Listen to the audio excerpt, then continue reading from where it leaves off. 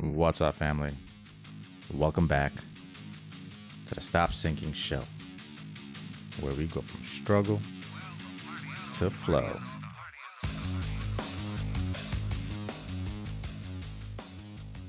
I'm often told I'm too much, that my standards are too high, that I expect too much from myself, that I'm too hard on myself, that I'm unrealistic with the load I put on myself.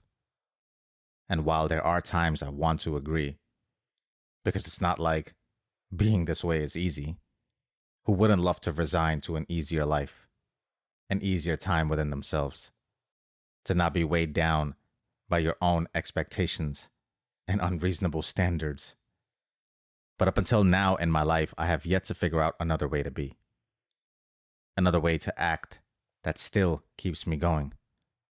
Also, I'm not afraid to admit that this could be a flaw in my understanding, because there's a part of me that believes that what is meant for you doesn't have to come to you through hardship. You don't have to fight for breath to be in rooms that are designed for you. It's not like being the way that I have been has led to some outlier success, but maybe my inner belief is that this is a common trait amongst those who are successful. And maybe I'm just not there yet. Maybe I believe this anxiety and unnerving and unsettling feeling is how you get to where I'm trying to get to.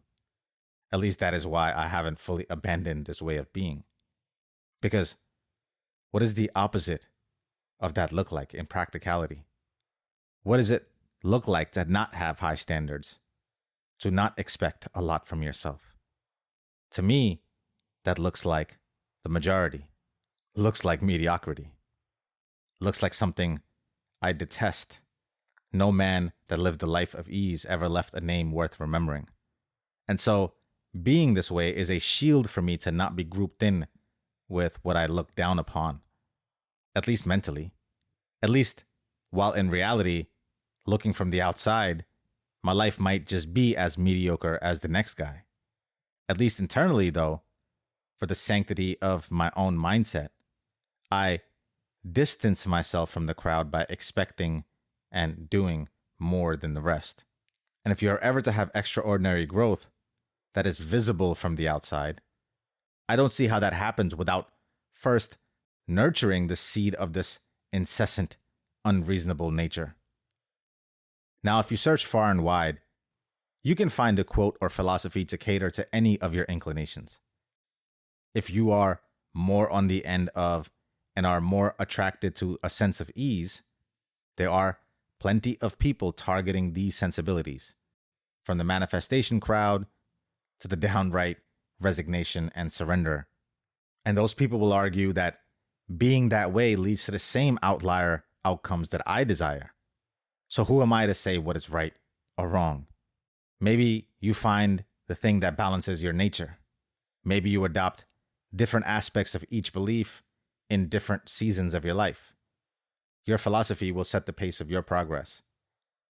However, for the majority of my life, the thing that has balanced my nature, because I'm maybe naturally prone to magical thinking and would love to sit and manifest abundance with ease. The things that have stuck out to me, though, and have become the mantra of my life, are those that directly oppose this belief. The things that have stuck out to me, I have tried to align my entire life to maybe offset my own lazy nature, are those sayings and philosophies that push me past my limits.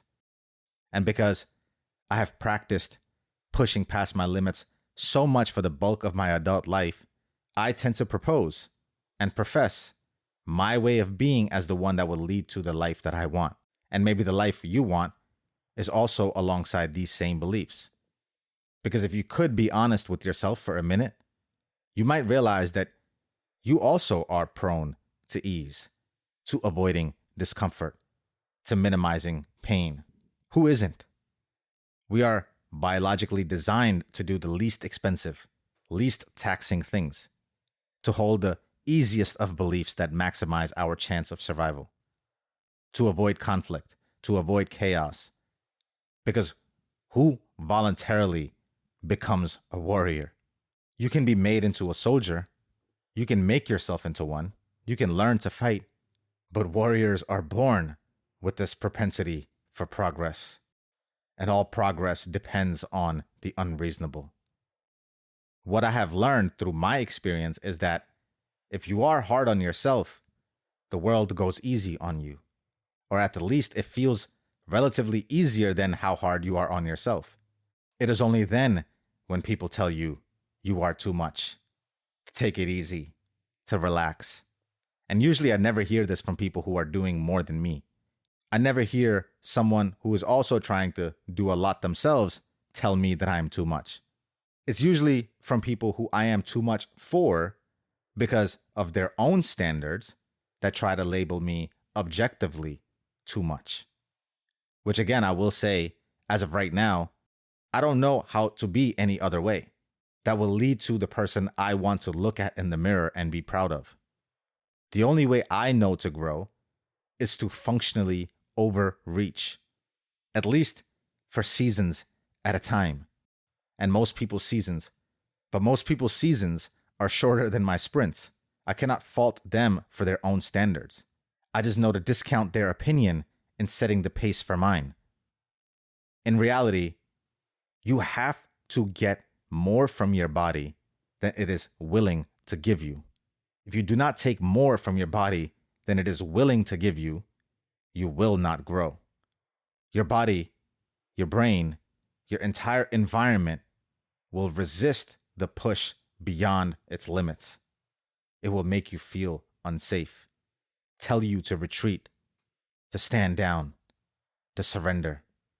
Every part of your being will tell you that you are too much. The question you have to ask yourself is, if you are not too much for the current version of your life, how will you ever be enough for the next one? What is too much today might just be scratching the surface of tomorrow. You are not too much. And the second you believe that you are, you will stop being enough. You will stop being anything. I love you, family. Stay true always. I see you on the next show.